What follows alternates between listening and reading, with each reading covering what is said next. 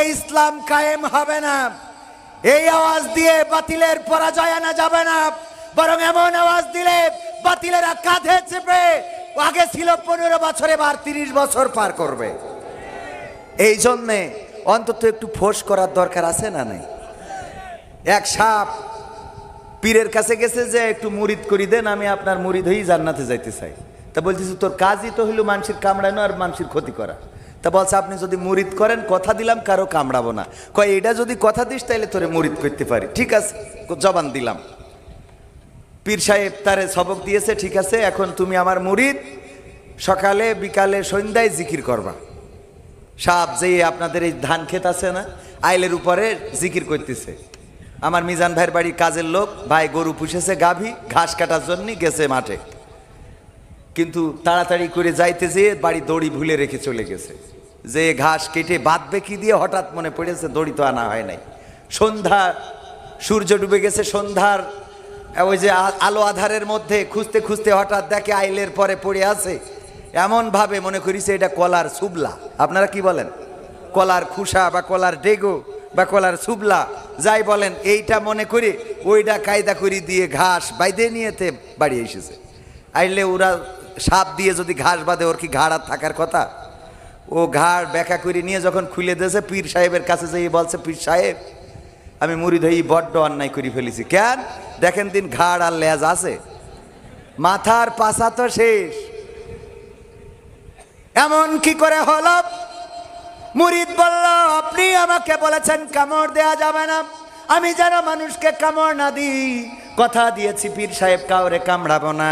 আইলের উপরে জিকির করছিলাম আপনার কথা মতো সন্ধ্যাবেলায়, আর জিকির করার সময় মিজান ডাক্তারের বাড়ির কাজের লোক তার গাভীর জন্যে ঘাস কাটতে এসে দড়ি বাড়ি থেকে আনে নাই, আর আমারে দড়ি হিসাবে ব্যবহার করেছে। পীর সাহেব বলছে ওগো সাপ তুমি কামড়া বানা, এটা তো আমার কাছে জবান দিয়েছো, কথা ঠিক আছে, কিন্তু যখন তোমার ধরেছে তখন কি একটু ফোঁস করতে পারো নাই? বোঝেননি? তোমার তো ফোঁস করতে মানা করি নাই, কামড়াইতে নিষেধ করেছি এটা ঠিক, কিন্তু তুমি যদি একটু ফনা তুলতে, যদি একটু ফোঁস করে উঠতে, তাইলে মিজান ডাক্তারের ওই কাজের লোক ঘাস নেয়া তো দূরের কথা, বরং ওই ঘাসের ওখানে লুঙ্গিটা খুলে বাড়ি আসতো। ঠিক না বেঠে? এই জন্য ফোঁস করার দরকার আছে না নাই? ওগো আমার ভাইয়েরা, যদি আমাদের আওয়াজ না থাকে, যদি আমাদের শক্তি সামর্থ্য না থাকে, যেইভাবে স্বৈরাচার শাসন করেছে ইসলামের আলোটাকে মিটিয়ে দিতে চেয়েছিল, তাদের আক্রোশ ছিল কোনো কিছুর পরে নয়, ওদের আক্রোশ ছিল শুধুমাত্র আলেমদের পরে। মিয়া গোলাম পরোয়ার জেলখানায় ছিলেন না? ছিলেন না? এর আগের সেক্রেটারি আমাদের মুজাহিদ আলী আহসান মোহাম্মদ মুজাহিদ বাস্তে কি দিয়েছে? মতিউর রহমান নিজামী, দেলোয়ার হুসাইন সাইদি কোরআনের পাখি, আর বাংলাদেশে যত আলেম ওলামা মিজানুর রহমান আজহারিকে দেশ ছাড়া করেছে নাকি করে নাই? করেছে নাকি করে নাই? এই দামোদর খেপিতে উনার ওয়াজ করানো হয়েছিল নাকি হয় নাই? যেই মিজানুর রহমান আজহারি এই অঞ্চলে ওয়াজ করে গিয়েছেন, দীর্ঘদিন ধরে মালয়েশিয়াতে আছেন, আমার আমির হামজা ভাই কারারুদ্ধ রইলে করে রাখলেন 3টি বছর। কোরআনের পাখি আল্লামা দেলোয়ার হুসাইন সাইদিকে 13টি বছর কারারুদ্ধ করে রেখেই ক্ষান্ত হন নাই, বরং তাকে ক্লিনিক্যালি চিকিৎসা দিয়ে তাকে ইনজেকশন পুশ করে এই পৃথিবী থেকে শহীদ করে বিদায় হয়ে করা হয়েছে নাকি হয় নাই? হয়েছে নাকি হয় নাই? এমনি ভাবে আলেম ওলামা, দাড়িওয়ালা, টুপিওয়ালা, তবে সব দাড়িওয়ালা না, কিছু দাড়িওয়ালা আছে শিরনিখোর, কিছু দাড়িওয়ালা আছে হাদিয়াখোর, ওদেরকে কিছু বলে, এরকম আছে না নাই? মেয়ে বিয়ে দেওয়ার সময় মেয়ে বিয়ে দিতে পারতেন না, আর যারা ভোটে দাঁড়ায় ওরা তিরানের চাল যদি মেরে খাইতো, আর ধরা খাওয়ার পরে যদি কবজি কেটে দিত, তাইলে এই যারা চেয়ারম্যান, মেম্বার, এমপি, মন্ত্রী হয়েছে এদেরকে পরবর্তী টার্মে আর প্রার্থী হইতে দেখা যেত। কারণ ওরা যে হাত উঁচু করি বলবে ভাইয়েরা আমার খেলা হবে, পালাবো না, পালাবো না, এই কথা বলতে পারতো? এমপিরা সব কোথায় গেল? মন্ত্রীরা সব কোথায় গেল, কোথায় কাদের কাকা, তাদের ছাড়া দেশটা কেমন লাগে ফাঁকা ফাঁকা। আমার এমপিরা সব কোথায় গেল, আমার কলিজার টুকরা মন্ত্রীরা সব কোথায় গেল, কোথায় কাদের কাকা, তাদের ছাড়া দেশটা কেমন লাগে ফাঁকা ফাঁকা, ওদের ছাড়া দেশটা কেমন লাগে ফাঁকা ফাঁকা।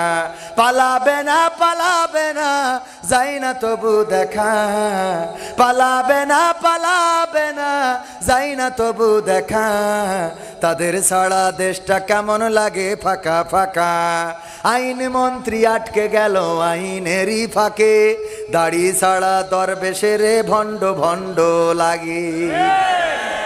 সবাই বলা লাগবে, আমি তো আকার শুনে গান গাইলে তোর অসুবিধা নেই আছে, হ্যাঁ পরে ওরা ঘুরে আসলি কাটি খুলবে, সে পর্যন্ত তো গায় নাকি, তারপর যা হয় হবে।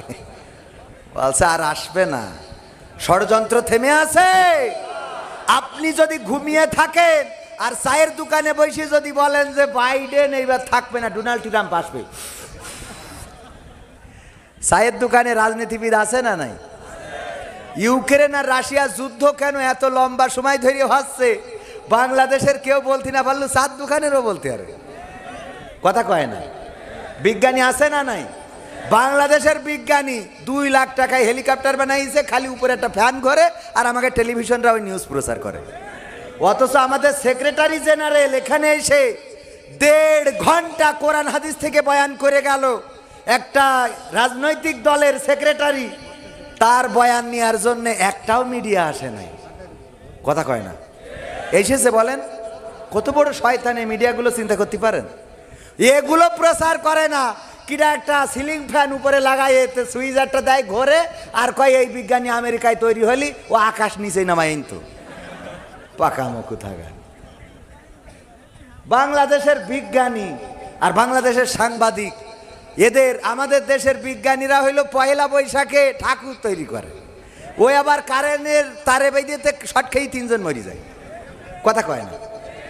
এত লম্বা, অন্য দেশে ড্রোন বানায়, অন্য দেশে বিভিন্ন যা বানায়, সে তো আমি নামই করতে পারবো না। আর আমাদের দেশের বিজ্ঞানীরা, ওরে সাংবাদিক যে করছে যে উনি একজন সিএনজির পাশায় একটা ফ্যান লাগাইতেছে, আর উপরে মাঝখানে লিখে দিয়েছে হেলিকপ্টার, ব্যাস। এই বিজ্ঞানী নাকি আমেরিকায় তৈরি হলি, নাকি ওখানে বেইমান বানাইতো, শয়তান কোথায়। এইসব আজে বাজে জিনিস নিয়ে নিউজ করে। পরিমণি আজকে পায়খানা ফিরেছে, তার রংটা কি, কালারটা কত সুন্দর, তার বাই বাতাসের সেন্টটা কেমন, নিউজ আছে না নাই? পরিমণি আজকে রাজহাঁস রেঁধেছে, মজাদার হাঁস রান্না করলেন পরিমণি, ওরে নিউজ। আর আমরা হরিণ রান্না করি, তাও এ নিয়ে কথা নেই, পাকামো কোথাকার। এই সাংবাদিকদের, এই যে যারা নিউজ করি বেড়ায়, এইগুলো সব ভণ্ডের ভণ্ড, এরা অকর্মা, আর এরাই শেখ হাসিনার পতন ঘটাইছে। সুতরাং আমরা ওদের ছাড়বো না, আমলিগও ছাড়বে না।